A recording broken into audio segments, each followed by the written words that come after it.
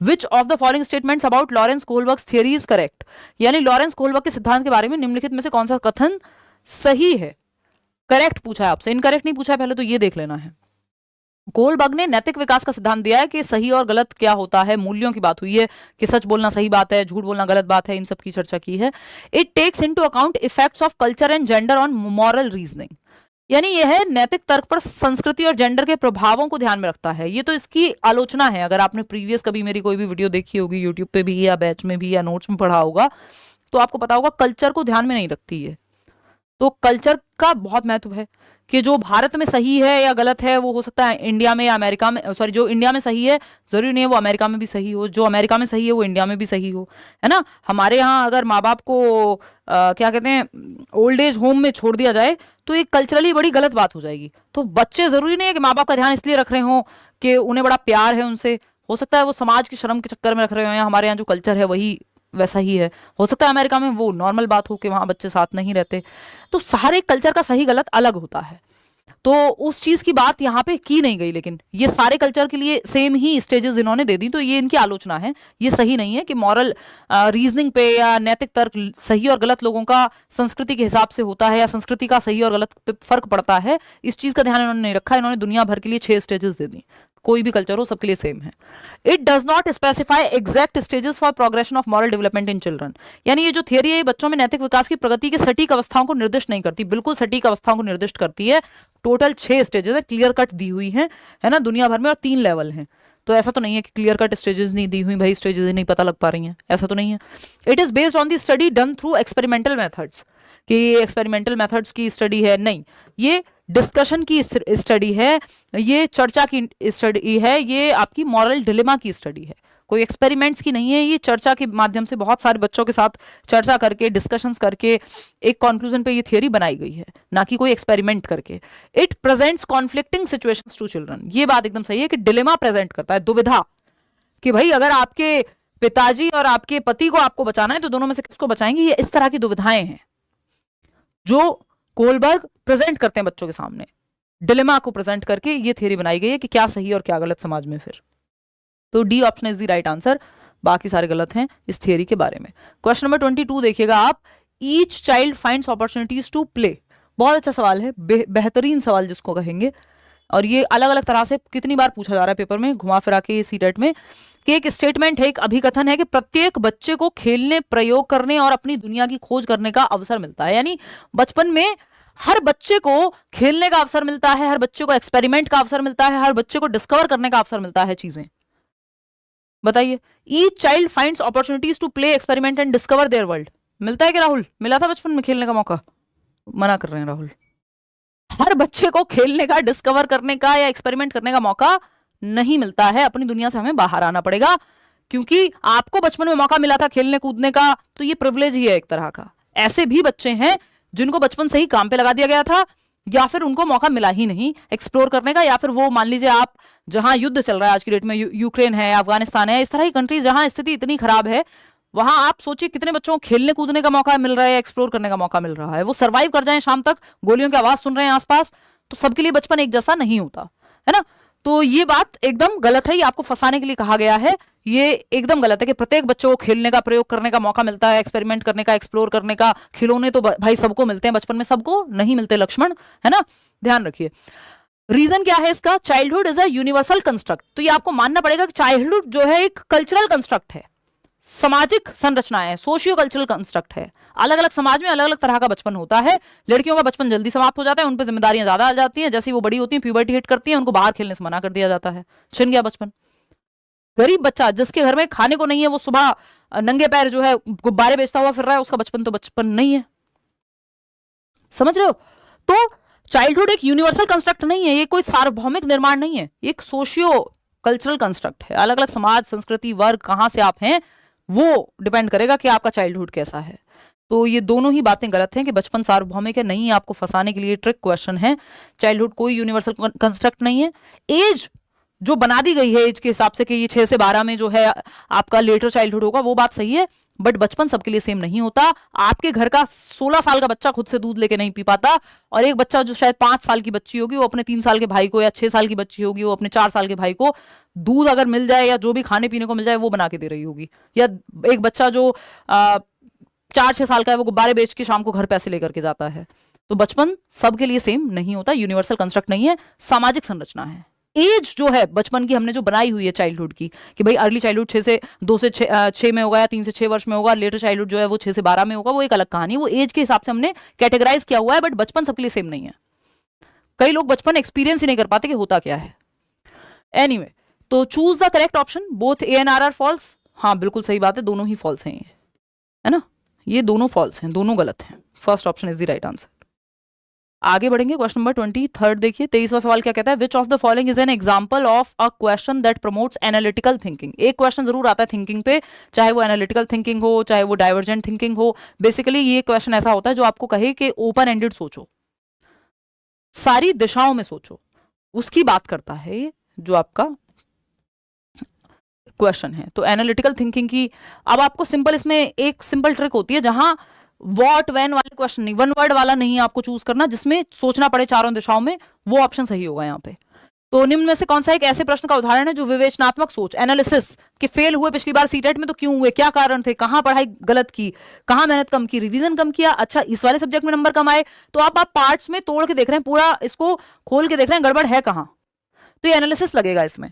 तो who was the leader of Germany during world war 2, तो one word answer दे दोगे, कोई फायदा नहीं होगा, इसमें कहां एनालिसिस लग रहा है। द्वितीय विश्व युद्ध किस वर्ष समाप्त हुआ था, ये भी वन वर्ड आंसर है, सीधा एक ईयर बता दोगे।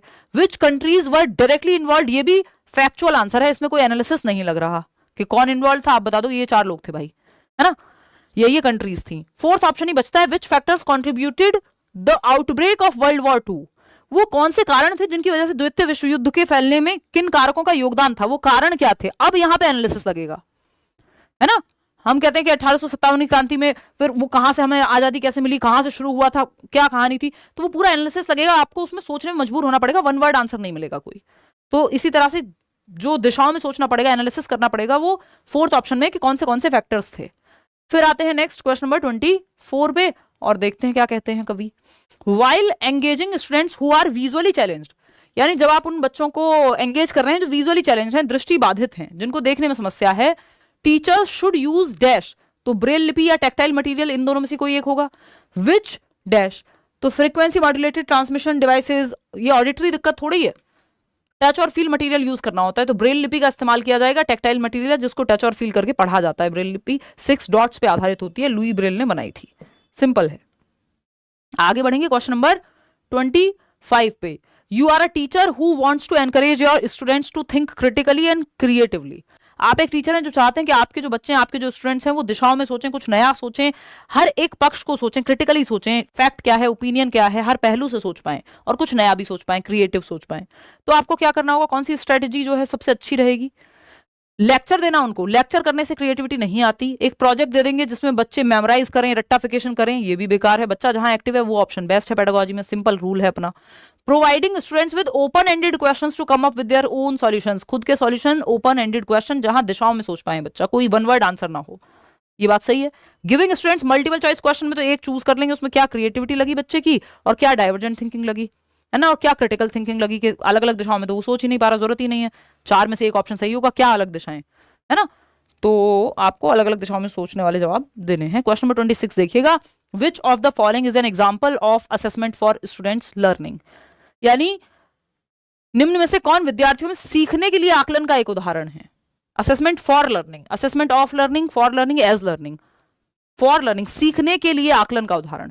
पहला ऑप्शन है a rubric given to the students at the beginning of a project outlining what they need to do to achieve a certain grade, यानी एक परियोजना की शुरुआत में छात्रों को दिया गया रूब्रिक, यह रेखांकित करते हुए कि उन्हें एक निश्चित ग्रेड प्राप्त करने के लिए क्या करना चाहिए, बताइए।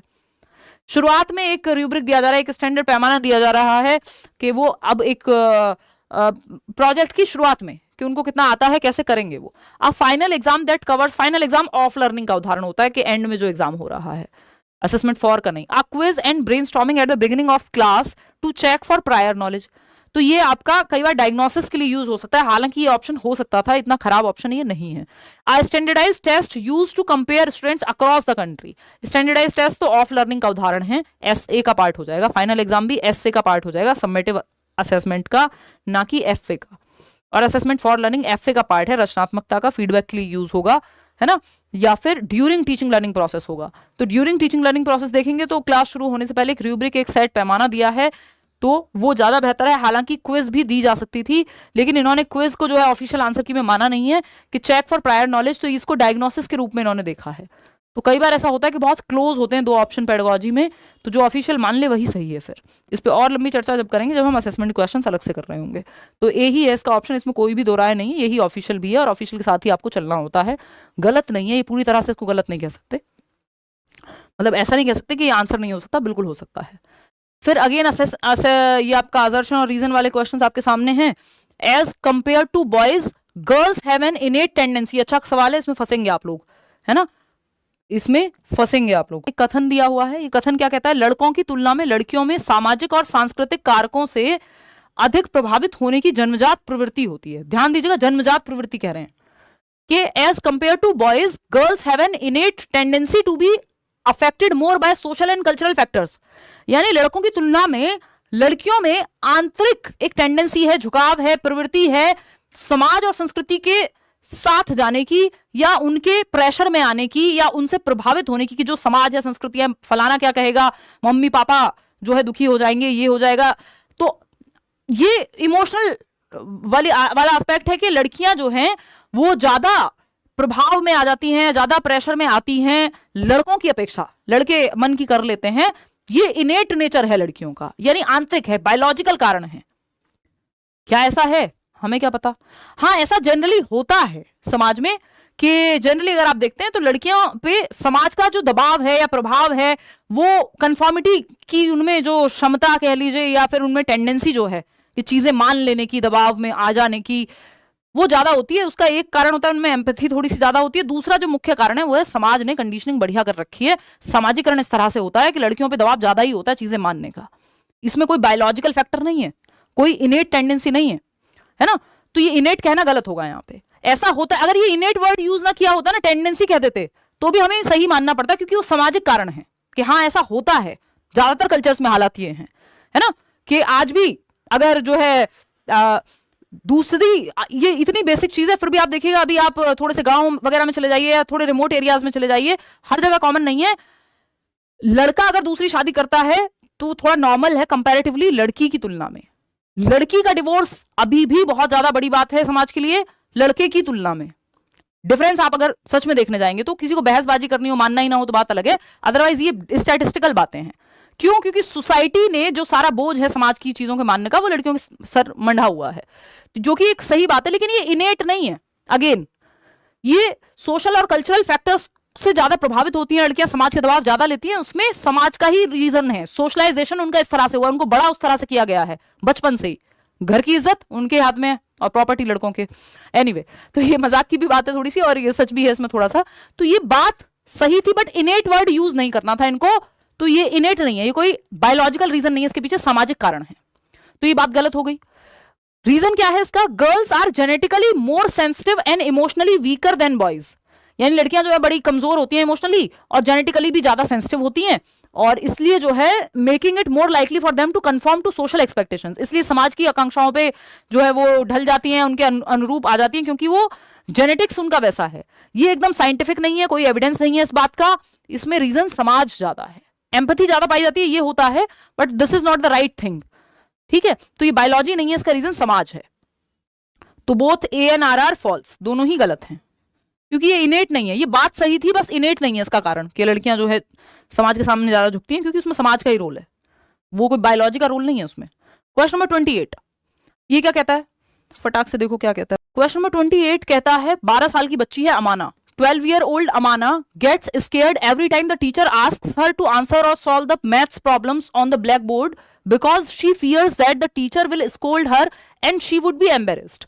यानी 12 साल की अमाना जो है वो हर बार डर जाती है जब भी उसके मैथ्स टीचर उसको कहते हैं बेटा बोर्ड पे आके सवाल सॉल्व करो, क्योंकि उसको ये डर है कि उसने गलती की तो टीचर जो है डांट लगाएंगे। रीजन क्या है इसका? When students feel unsafe and anxious there learning is adversely affected.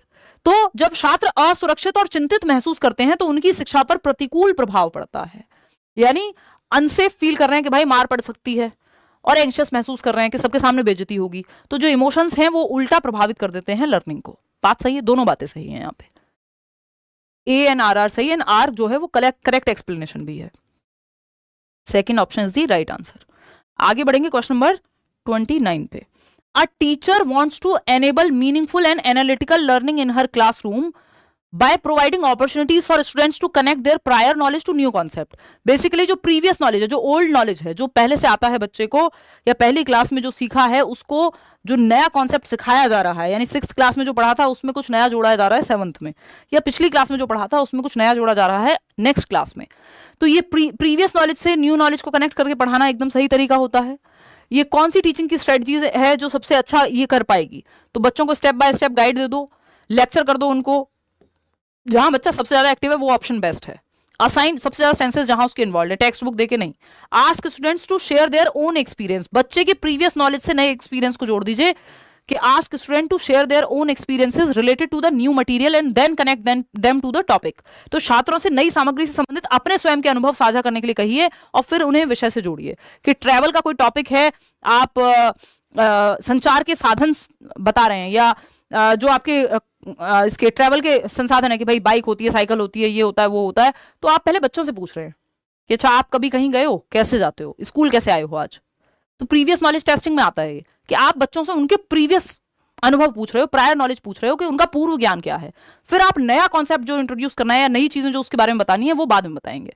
तो ये पूर्व ज्ञान से नया ज्ञान, नोन टू अननोन की अप्रोच कहते हैं इसको, ज्ञात से अज्ञात की ओर।